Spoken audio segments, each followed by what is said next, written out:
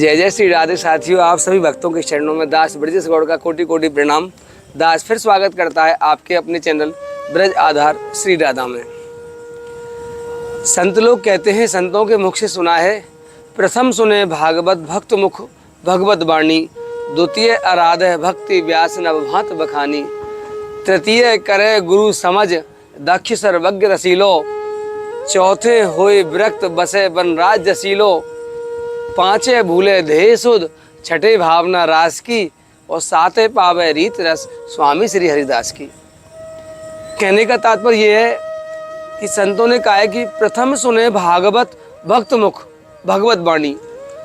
ज़्यादा मैं इस विषय पर नहीं बोलूँगा क्योंकि मेरे पास संत बैठे हुए हैं, मैं संतों की शरण में हूँ, परंतु इसी विषय पर आपको बताऊँगा कि भक्तों के मुख से जब ठाकुर चर्चा हम सुनते हैं तो वह जल्दी से हमारे हृदय में प्रवेश कर जाती है, क्योंकि उन्होंने उस चर्चा को हृदयगम्य किया है। जो भगवत चर्चा होती है, संत उसे हृदय में धारण करते हैं, उस सत्य को स्वीकार करते हैं, उस तत्व को समझते हैं। जब उस तत्व को, उस सत्य को स्वीकार कर लिया जाता है, हृदयंगम कर लिया जाता है, उसे समझ लिया जाता है, उस पर जीना आरंभ कर देते हैं, तो वो हमारे द्वारा जब किसी अन्य जीव के लिए प्रस्तुत किया जाता है तो सहजता में वही सत्य, वही तत्व सामने वाले जीव के हृदय में आसानी से प्रवेश कर जाता है। इसीलिए बार बार हम आपको संतों का दर्शन करवाते हैं और संतों का सत्संग सुनवाते हैं। आज लाडली जी कृपा से यहाँ हम बैठे हुए, महाराज जी ने कुटिया के लिए मना कर दिया है क्योंकि बहुत सारी भीड़ है महाराज जी के पास।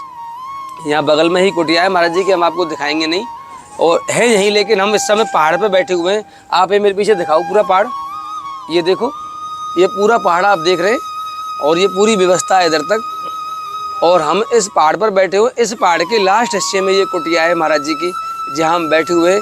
और महाराज जी के श्री मुख से आइए और थोड़ी भगवत चर्चा अगर वो कृपा कर देते तो हमारा कल्याण होगा आपको सुनाने के बहाने। महाराज जी कोटि कोटि प्रणाम आपके ही चरणों में। गोविंद जय जय श्री राम, जय श्री जय। महाराज जी थोड़ा सा निवेदन करना चाहूँगा आपसे। कोई ऐसा निवेदन नहीं है मेरा जिससे आपको पीड़ा पहुँचाऊँ, और संतों को पीड़ा पहुँचाने का मेरा उद्देश्य कदापि नहीं है महाराज जी। मेरा उद्देश्य केवल संत सेवा है, और इस संत सेवा के बहाने से मैं संतों के पास जाता हूँ जी। हालांकि बहुत से लोग बोलते हैं हमें कि भैया संतों का दर्शन कराओ, संतों का सत्संग कराओ, तो मुझे बड़ी गुस्सा आती है। आपको बता दूं, मेरे पास बहुत सारे फ़ोन आते हैं कि भैया हमें संतों का दर्शन कराओ, उनका एड्रेस दे दो। क्यों कराऊँ आपको संतों का दर्शन? क्या करना चाहते हैं आप? अरे संत कोई हमारे नौकर थोड़ी है महाराज जी कि हम जब गए वो हमें सत्संग कर दो, लाओ महाराज हम आ गए, लाओ महाराज हमको दर्शन दे दो। हमको राजा थोड़ी हैं। संतों के पास कभी जाना हो तो संतों की सेवा के बहाने ही जाओ। सेवा से प्रसन्न हो जाते हैं संत, तब वो हमारे कल्याण के लिए दो शब्द बोल सकते हैं महाराज जी। तो हम हमारी सेवा से याद आ गया मुझे, ये रह जाएगा। राधे श्याम। महाराज जी आपकी कुटिया में यहाँ बहुत सारे संत आते हैं। ये महाराज जी आटा है महाराज जी, ये 10 किलो जी। और महाराज जी ये चप्पल भी है महाराज जी। अच्छा महाराज जी, एक नई चप्पल है महाराज जी, बिल्कुल 10 नंबर की। और महाराज जी ये पटका है आपके लिए महाराज जी। ये महाराज 2 पटका आ गए श्री जी की इच्छा से, ये लो, ये भी अच्छा हुआ महाराज जी। महाराज जी एक ये दीपक है महाराज जी, और महाराज जी एक दक्षिणा भी है महाराज जी इसमें। ये महाराज जी हम इस सेवा के बहाने से संतों के पास जाते हैं केवल। इस सेवा से क्या लगता है कि हमें ऐसा लगता है कि हम आपके पास सेवा करने आए थे, तो इस सेवा के बहाने से हमें संतों का अनुभव प्राप्त हो जाता है जी। तो महाराज जी मैं वही पूछना चाहता हूँ आपसे कि मैं अभी चर्चा भी हो रही थी, अभी कुटिया में बैठ के महाराज जी मुझे बोल रहे थे कि भाई तुम व्रत किया करो, भजन किया करो, 3 बजे जगा करो। तो मैं महाराज जी नहीं जगता 3 बजे। मैं रियली महाराज जी सुबह 6, 7, 8 बजे के आसपास ही जगता हूँ, इनमें से किसी भी समय, क्योंकि रात्रि में लेट सोता हूँ तो हम भजन भी नहीं कर पाते।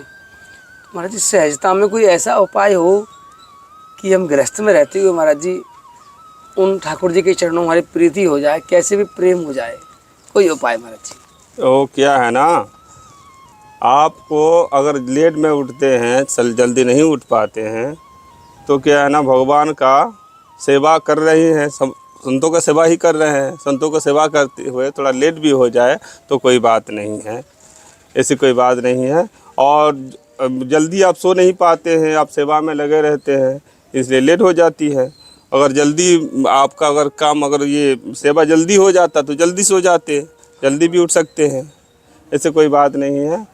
और प्रयास करना चाहिए, तो एकादशी का व्रत भी करना चाहिए। वैष्णवों का धर्म होता है कि ये महीने में 2 एकादशी आती है, हर साल में 24 एकादशी।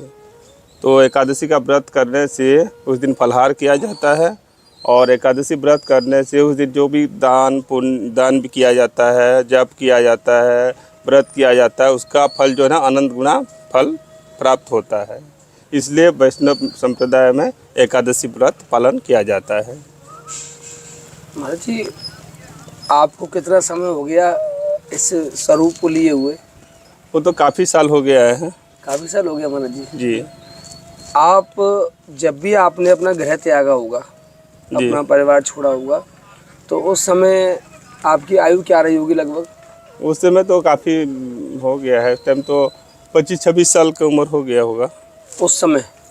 अभी तो ज़्यादा हो गया। 50 के आसपास? नहीं 50 नहीं, अभी लगभग 40 के आसपास होगा। यानी 15 साल हुआ है लगभग। हाँ, 12-13-14 साल हो गया हो। तो महाराज जी 20-25 साल की उम्र तो एक ऐसी उम्र होती है कि जो एक विषय भोगों की ओर लालायित रहता है जीव उस समय। हाँ। और प्रतिष्ठा, पैसा और विषय भोगों की ओर अग्रसर रहता है, यानी कि वो आग लगाने वाली उम्र होती है 20-25 साल की उम्र। उसमें बहकने का चांस ज़्यादा रहता है जी।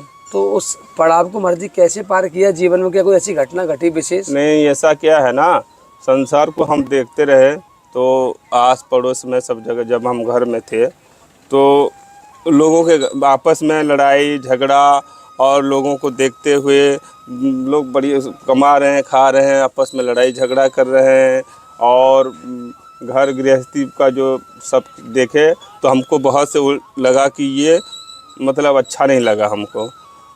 ये इसमें बहुत परेशानियां हैं, और ये लोग आपस इसमें शांति नहीं है, और इसमें परेशानियां शांति हमको जब नहीं दिखा, उसमें लोग आपस में लड़ रहे हैं। हमको भगवत भजन करने की हमारा एक अभिलाषा हुआ कि हम वृंदावन जाएंगे और भगवान का भजन कीर्तन करते हुए अपना जो जीवन है उसको समर्पण करेंगे। उसी भावना से फिर हम पहले भी हम एक आध बार आ गए थे वृंदावन, और उसी प्रकार से हम देखे, फिर वापस चले गए घर। फिर बाद में 4-5 साल बाद फिर आए वृंदावन, और फिर हम इस लाइन में रहने लगे। तो महाराज जी घर वालों ने रोका नहीं आपको? नहीं, वो घर वाले को तो पहले से पता रहा। पहले एक बार हम चले आए थे, फिर दूसरी बार फिर मन नहीं लगता रहा, फिर बाद में फिर दोबारा फिर हम बिना बताए चले आए, तब से गए ही नहीं। बिना बताए आ गए आप घर वालों को? हाँ। तो किसके भरोसे आए महाराज जी ऐसे? वो राम भरोसे आ गए, हमको जानकारी भी नहीं रहा, फिर हम आ गए, भटकते रहे। फिर एक संत जी मिले, फिर हमको उनको पूछे कि कैसे कैसे, हम पूछे तो बता दिए कि फलाना जगह में कहीं जाइए, वहाँ पर संतों का सेवा होता है, सब बताए। फिर हम वहाँ पहुँच गए, और फिर वहाँ पर रहने लगे, कुछ दिन वहाँ रहने, फिर कीर्तन करने लगे। फिर बाद में फिर दीक्षा हुई हमारा, दीक्षा होने के बाद फिर इसमें इस लाइन में रहने लगे। महाराज जी भक्ति ज्ञान और महाराज जी वैराग्य नहीं महाराज जी, भक्ति मार्ग और ज्ञान मार्ग और योग मार्ग, ये 3 प्रकार के मार्ग बताए शास्त्रों में। इनमें से सबसे सरल कौन सा है महाराज जी, और ये है क्या? योग मार्ग किसे कहते हैं, भक्ति मार्ग किसे कहते हैं, और ज्ञान मार्ग क्या है? उस तत्व को पाने के लिए कौन सा सबसे सरल मार्ग है इनमें से? भक्ति मार्ग सबसे बढ़िया है, सबसे सरल है। इसमें चलते फिरते भगवान का भजन जाप करते रहो और अपने सेवा करते रहो, ये भक्ति मार्ग में आता है। भक्ति महाराज जी भक्ति कैसे उत्पन्न हो, मतलब हमें कैसे पता लगा कि भक्ति कैसे होती है? हमें कुछ नहीं पता, भगवान का नाम तो हम लेते हैं, लेकिन भक्ति महाराज जी थोड़ा सा कुछ भी बता दो आप। हाँ। कि भक्ति कैसे उत्पन्न हो महाराज जी, आपके अंदर कैसे उत्पन्न हुई भक्ति? भक्ति उत्पन्न होगा भगवान, जैसे हम संतों का संग करेंगे, संतों का सत्संग सुनेंगे, सुनने से क्या है ना, मन में फिर बदलाव आता है, और धीरे धीरे फिर आपको उसमें लव लगने लगेगा, भगवान का भजन करने का, संतों का संग करने का लव लगने लगेगा, और उसके बाद फिर आपको उसमें फिर इस लाइन में आने की इच्छा होगी। बहुत सारे जीव ऐसे होते हैं संसार में जिनको संतों का संग नहीं मिलता, वो जीव कैसे करेंगे जहाँ दूर दूर तक संत नहीं है मर्जी। आपने देखा है विश्व में ऐसे भी लोग रहते हैं जहाँ संत नहीं है मर्जी, ऐसा हमारे जैसा ब्रजमंडल नहीं है कहीं भी। तो वो लोग कैसे करेंगे, उनको कैसे भक्ति उत्पन्न होगी उनके अंदर। आजकल तो सब यूट्यूब के मामले ये माध्यम से तो आजकल सब जगह घर घर तक पहुंच गया है। वो सब देख करके भी वो संतों का वाणी सुन सकते हैं। ये सत्य का महाराज जी हाँ, आपने। आप तो ऐसे काम कर ही रहे हैं, सेवा कर रहे हैं, जो संतों का दर्शन करा रहे हैं, दूर दूर तक संतों का सब जगह जा करके। बहुत अच्छी काम सेवा है ये। और उसमें सब लोगों को घर घर तक पहुंच जाता है। और उसमें सुन करके भी लोग अपना कृपा प्राप्त कर सकते हैं। महाराज जी ने यूट्यूब के लिए बोला है, आप देख रहे हैं। थोड़ा सा और ऊपर कर लो प्रभु, हल्का सा 1 इंच। और हाँ, महाराज जी ने यूट्यूब के लिए आज्ञा की है। आप देख रहे हैं कि यूट्यूब वास्तव में महाराज जी हमारा पतन भी कर सकता है, ये हमारा उत्थान भी कर सकता है। अगर आप अच्छी चीज़ें देखते हैं तो हमें बाहर बैठे बैठे भी संतों का दर्शन हो पा रहा है जी। यूट्यूब तो अच्छा माध्यम है। और उसका जो श्री भगवान का सत्संग सुने यूट्यूब के माध्यम से, धर्म की जो बातें हैं वो देखे तो बहुत अच्छी बात है। और अन्यथा वो आजकल तो ये फिल्म वगैरह, वो आजकल जो ख़राब चीज़ें वगैरह जो हो रहा है वो सब देखेंगे तो फिर ख़राब असर पड़ेगा। और भगवान सत्संग सुनो, संतों की वाणी सुनो तो अच्छी बात है। महाराज जी। ऐसा भी देखने में आता है, राधे श्याम महाराज जी, ऐसा भी देखने में आता है खूब, मेरी बात को अन्यथा मत लेना आप, कि महाराज जी मैंने खुद देखा है अपनी आंखों से, बहुत सारे लोग ऐसे होते हैं कि बहुत बहुत भजन करते हैं वो गृहस्थ में रह के, खूब 4-4 घंटे भजन। और जैसा महाराज जी कह रहे थे अभी कि एकादशी का व्रत करना चाहिए, वो ऐसी क्रियाओं करते हैं लेकिन उनके जीवन में कोई बदलाव नहीं आता। कभी बदलाव नहीं देखा हमारी। पूरी हिंसा, पूरा लोभ, पूरा क्रोध, पूरा मोह, सब कुछ वहीं की वहीं है। तो महाराज ये क्या है फिर? वो क्या है ना, वो करते हैं लेकिन पहले जन्म का उनको पहले से जो है ना, भजन तो कर रहे हैं, सब कुछ कर रहे हैं, करने के बाद भी उनके पहले से ही उनके अंदर बहुत से जन्म जन्मों का जो है ना पाप रहता है जीव के अंदर। वो पाप क्या है ना धीरे धीरे करके जाता है, तो उनका जो पुण्य बढ़िया अच्छी तरह से नष्ट हो जाता है। फिर जीव क्या है ना, फिर हिंसा करना, आपस में लड़ना झगड़ना फिर छोड़ देता है। तो कुछ ना कुछ तो मोह रहता ही है संपत्ति के लिए। संपत्ति, अपना परिवार, अपना मकान, सबका मोह रहता है। तो मोह का जब तक निवारण नहीं होगा तब तक उसको शांति नहीं प्राप्त हो सकता है। और हम भजन भी कर रहे हैं लेकिन मोह भी है संपत्ति के ऊपर। तो इस सब का छुटकारा इतना जल्दी हो नहीं पाता जीव का, उसमें समय लगता है। प्रारब्ध का जब जिसका प्रारब्ध मजबूत होता है, पहले जन्म का अच्छा पुण्य है, तो उसको कहना जल्दी छूट जाता है, और नहीं तो उसको समय लगता है। मोह सकल व्याधि कर मूला, तिनते पुण्य उपजहि बहुसूला। मोह जो है ना सब व्याधि का मूल है, ये रोग का जो है जड़ है। तो मोह जब तक रहेगा तब तक जो है ना इसका निवारण नहीं हो सकता। मोह दूर कैसे हो महाराज जी? ये मोह दूर होने के लिए संतों का सत्संग सुनो और भजन अपना नाम जाप करो और सेवा जितना हो सके सेवा करते रहोगे। धीरे धीरे करके फिर भगवान का जब पुण्य का आपका जो इकट्ठा हो जाएगा, पुण्य का पूंजी बढ़ जाएगा, तब फिर क्या है ना आपका मोह भी दूर हो जाएगा और मन में शांति भी होने लगेगा। यानी भजन और पुण्य। हाँ, पुण्य तो होगा भजन करने से और सेवा करने से। और फिर आपका तो सेवा करने से पुण्य बढ़ता है, भजन करने से आपका भी उसमें भी आपका बढ़ेगा, आपको उसमें भी आपका जो है ना पाप नष्ट होगा। पाप नष्ट होगा तो आप पुण्यात्मा बन जाएंगे ना धीरे धीरे करके। यानी हमारा पाप नष्ट हो जाएगा धीरे धीरे महाराज जी, अपने आप सेवा करते करते। हाँ, सेवा करते भजन करते हुए धीरे धीरे करके जीव में तो बदलाव होता ही है। और हम कुछ भजन भी करते हैं और किसी का चोरी कर दिए, किसी का कुछ गलत काम कर लिए, तो फिर क्या है ना उधर भजन तो किया, थोड़ा सा तो हमको फायदा हुआ और फिर उससे दुगना नुकसान भी करवा दिए। तो इसीलिए फायदा करना दिखने मतलब पता नहीं चल पाता है। अब फायदा तब पता चलेगा जब हमारा भजन और हमारा सेवा ये सब बढ़ता करते जाएंगे और वो ये पाप से भी बचेंगे। पाप से भी बचना पड़ेगा, इधर से हमारा भजन सत्संग इसको भी बढ़ाना पड़ेगा। तब आपको फिर ये फायदा दिखेगा। महाराज जी कितना करना पड़ेगा भजन फिर हमें इसके लिए? कितने बजे जगह, कितने बजे भजन करें, कितना करें? सुबह जल्दी कम सूर्योदय से पहले तक उठ जाना चाहिए। आप भी 3 बजे उठते महाराज जी बता रहे थे, आप उठ जाते हैं 3 बजे? नहीं 3 बजे तो नहीं उठता, हमको 4-5 बजे तक हम लोग भी उठ जाते हैं। 4 बजे मान लो महाराज जी। चलो तो सूर्योदय 5 बजे तक उठ जाओ तो कोई दिक्कत नहीं है। ऐसे तो 4 बजे तक उठ जाना चाहिए साधक को। हम लोग थोड़ा लेट हो जाते हैं, 5 बजे तक उठ जाते हैं, लेकिन 4 बजे तक उठ जाना चाहिए। 4 बजे उठ जाने से जो है ना उस टाइम वातावरण शांत रहता है। उस टाइम तो बता रहे हैं आप 3 बजे उठ जाते हैं, 3:30 बजे? नहीं हम नहीं उठते, वो ये तो जैसे बोल रहे हो ये बड़े महाराज जी उठ जाते हैं। अच्छा। और रोज मंगला में जाते हैं, हम तो नहीं जा पाते हैं मंगला में, कभी कभी चले जाते हैं। श्री जी की मंगला? हाँ कभी कभी चले जाते हैं, हम रोज नहीं जाते, महाराज जी रोज जाते हैं। यहीं से निकल के पहाड़ से होके? पहाड़ से ऊपर के चले जाते हैं। और रखिए फिर कैसे बढ़ाएंगे होगी महाराज जी। मतलब इतना अच्छा लग रहा है, इतने सरल संत हैं महाराज जी, पर अभी भी मेरे चित्त को शांति नहीं मिल रही है, आपको सही बताऊं तुम्हें। क्योंकि अब मैं अपना ही प्रश्न पूछ रहा हूँ आपसे, किसी का नहीं पूछ रहा महाराज जी, कि मेरे अंदर वास्तव में बहुत मोह है जी। अपने परिवार के प्रति। मोह और संदेह, मोह और संदेह। संदेह का मतलब भय महाराज जी, हाँ छिनने का भय, और मोह तो रहता ही है सब। ये दोनों महाराज जी कूट कूट के भरे हुए हैं। सत्य बताऊं तो कोई ऐसा सहज में उपाय कि महाराज जी थोड़े से इनसे कम होके वहाँ चला जाए सब?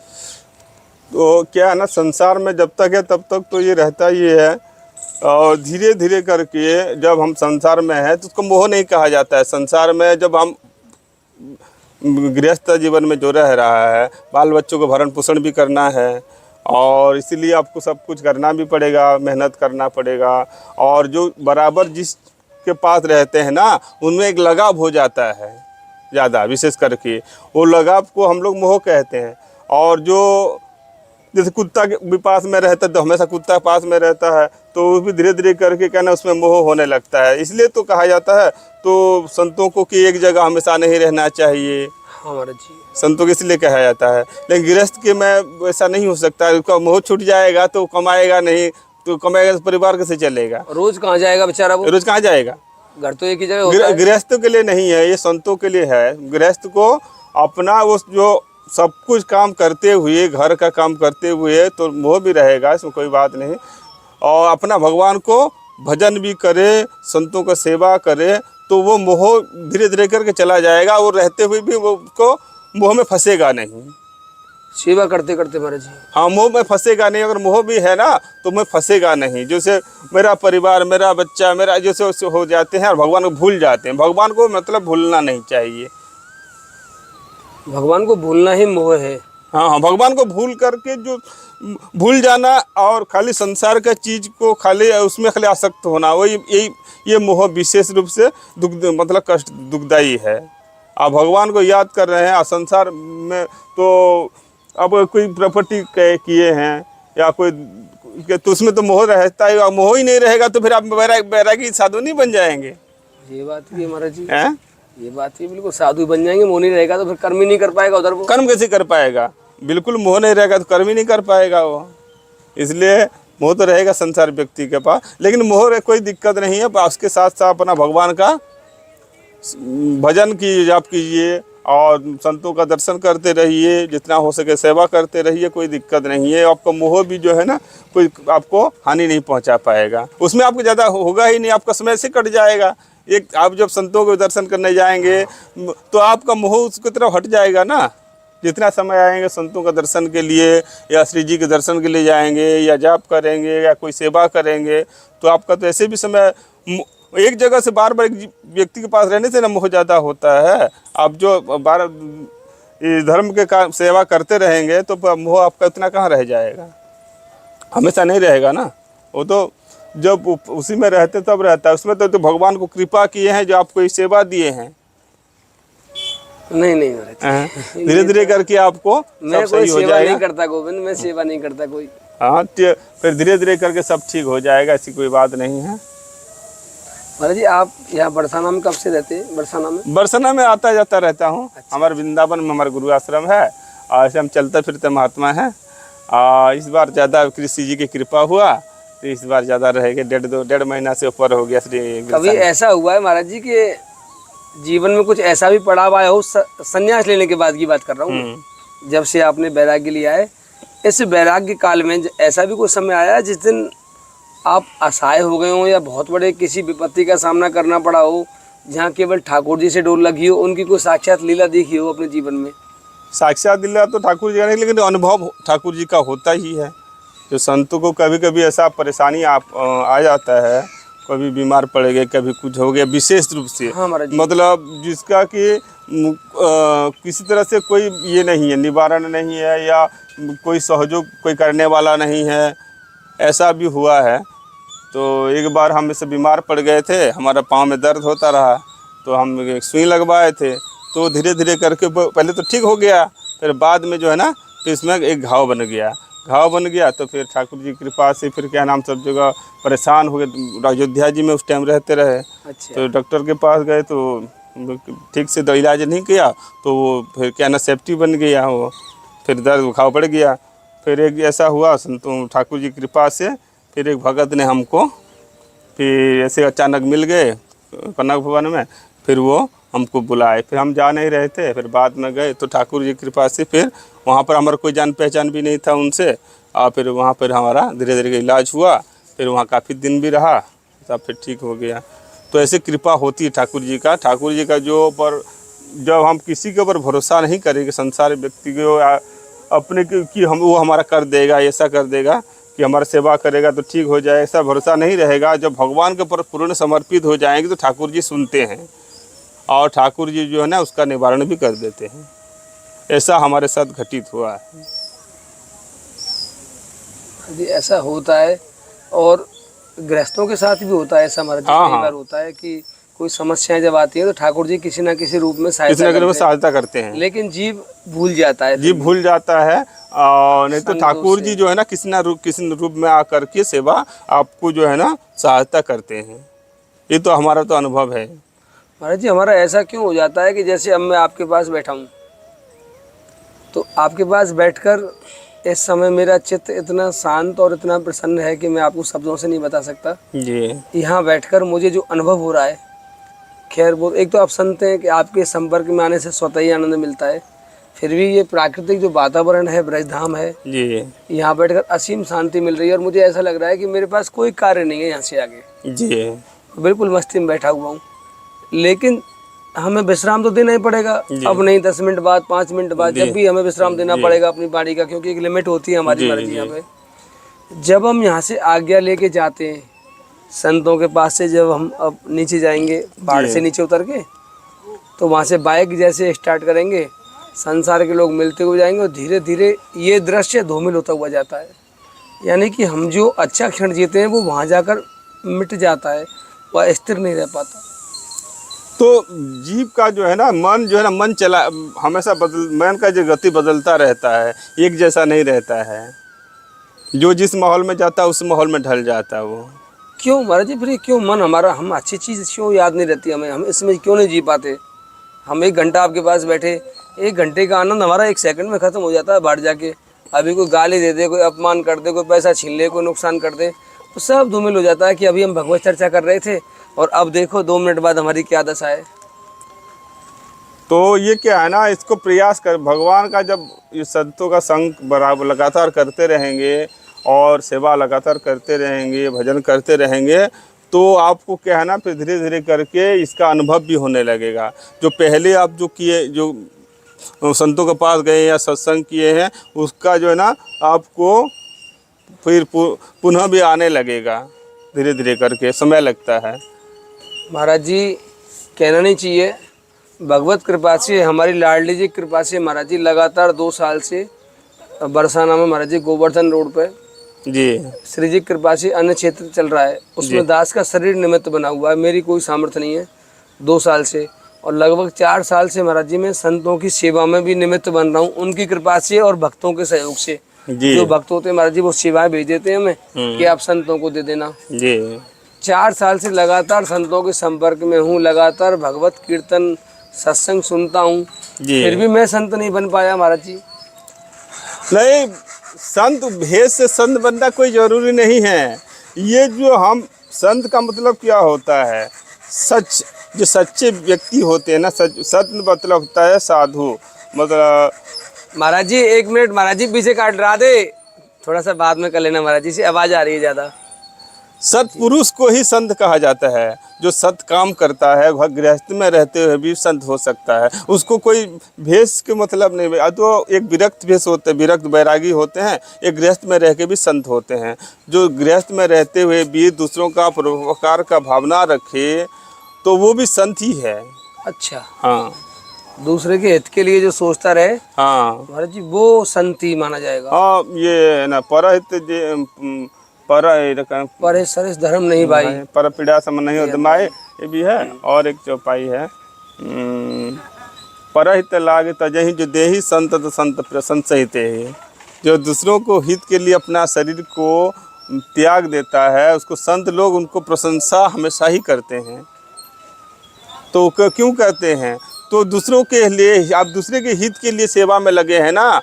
भले ही आप कोई भक्त लोग दे रहे हैं या आपसे जुड़े होंगे, लेकिन आप संतों की सेवा में पहुंचा रहे हैं, तो ये भी एक सेवा है, आपका एक सेवा है। और ये धर्म की बात है ना, ये धर्म हो रहा है ना, आपके माध्यम से धर्म हो रहा है। जो धर्म के माध्यम बनता, निमित्त बनता है, वो भी सत्पुरुष हो गया, संत पुरुष हो गया। वो भी साधु, गृहस्थ में रहते हुए आप साधु माने जाएंगे।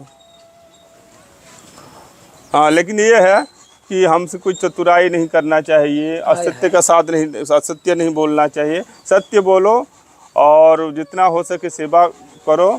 तो ये भी घर में रहते हुए कोई दिक्कत नहीं। साधु बनना, घर परिवार छोड़ के आना कोई ज़रूरी नहीं है। गृहस्थ में आपको परिवार है, गृहस्थ छोड़ के आ जाएंगे तो कोई अच्छी बात थोड़ी है।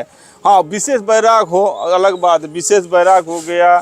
और जैसे गोस्वामी तुलसीदास जी को पत्नी ने एक बोली पर, जैसे पत्नी ने बोल दिए, हाड़ मांस का शरीर पर इतना आपको आकर्षण है, इतना अगर भगवान पे दिए थे तो आपका कल्याण हो जाता है, बोले तो उतना बैराग होता अलग बात है। और उसको एक बार छोड़ के दे तो दोबारा वो मुड़ के ही नहीं गए। बिल्कुल महाराज जी, वास्तव में बैराग्य हुआ था उनको। हाँ, तो ऐसा सबको ऐसा सबको नहीं, किसी को नहीं हुआ आज तक। हाँ, ऐसा सबको कैसे हो जाएगा, तो किसी किसी को ही पाता। हाँ, उनके जैसा वही होते हैं महाराज जी, जो महापुरुष ऊपर से लगाते तो हैं। महापुरुष है। हर कोई कैसे महापुरुष बन जाएगा। हर कोई महापुरुष बन जाएगा तो उनका मोल कहाँ रह जाएगा। इसलिए तो कोई को जो विशेष रूप से होते तो कोई हो, हर कोई कैसे हो जाएगा, नहीं हो सकता है। हर कोई नहीं हो सकता है ना। ठीक है फिर, अच्छा ठीक है महाराज जी, ठीक है। महाराज जी को बहुत काम है, आपको पता नहीं है कि कितनी मुश्किल से, और मेरे ख्याल से महाराज जी हम 24 घंटा हो गए आपकी आज्ञा लिए हुए, आपसे मिलने के लिए।